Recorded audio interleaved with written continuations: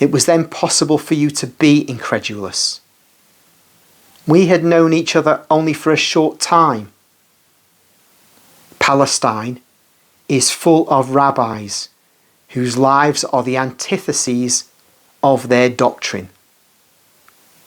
But now you know that I have not sinned, that I do not sin. You know that even the fiercest temptation provoking a healthy, virile man who lives among men and is circumvented by them and by Satan does not disturb me to the extent of making me commit sin. On the contrary, every temptation, although its virulence increased when it was rejected, because the demon made it fiercer to overcome me, was a greater victory. And not only with regard to lewdness, a whirl that revolved around me without succeeding in shaking or scratching my will.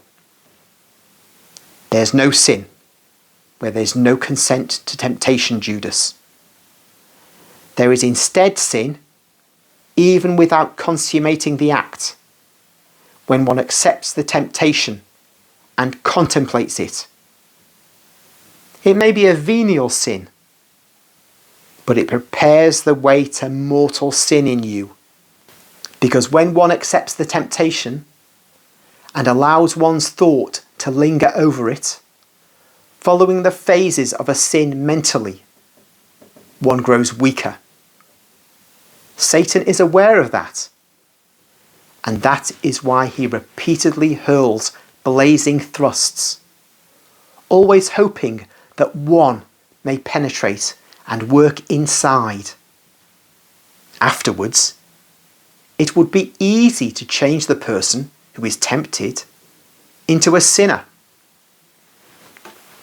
You did not understand that then. You could not understand it. You can now. Now, you are less deserving to understand than you were then.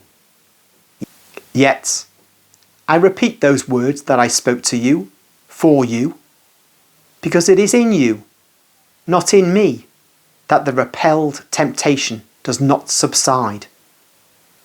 It does not calm down, because you do not repel it completely. You do not consummate the act, but you brood over the thought of it. That is what happens today and tomorrow. Tomorrow you will fall into real sin. That is why I taught you then to ask the help of the Father against temptation. I taught you to ask the Father not to lead you into temptation. I, the Son of God, I, who had already defeated Satan, asked the Father for help because I am humble. You did not. You did not ask salvation and preservation of God. You are proud. That is why you collapse. Do you remember all that? And can you now understand what it means to me, true man, with all the reactions of man, and true God, with all the reactions of God, to see you thus, lustful, liar, thief, betrayer, homicide? Do you realize what a stress you impose on me, having to put up with you being near me? Do you know how laborious it is for me to control myself as I am doing now, to fulfill my mission for you till the very end? Any other man would have seized you by your throat, seeing you a thief, intent on picking the lock of a coffer and stealing money, and learning that you are a traitor, and worse than a traitor. I have spoken to you, still with pity. Look, it is not yet summer, and the cool breeze of the evening is coming in through the window. And yet I'm perspiring, as if I'd been working at a very hard task. But do you not realise how much you cost me, or what you are? Do you want me to drive you away? No, never.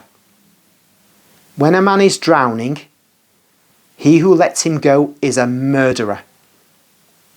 You are between two forces attracting you, Satan and me. But if I leave you, you will have him only. And how will you save yourself? And yet, you will leave me. You have already left me with your spirit. Well, I will still keep Judas's chrysalis near me. Your body, deprived of the will to love me. Your body, inert towards good. I will keep it until you exact also this non-entity, that is, your mortal remains, to join them to your spirit and sin with your whole self.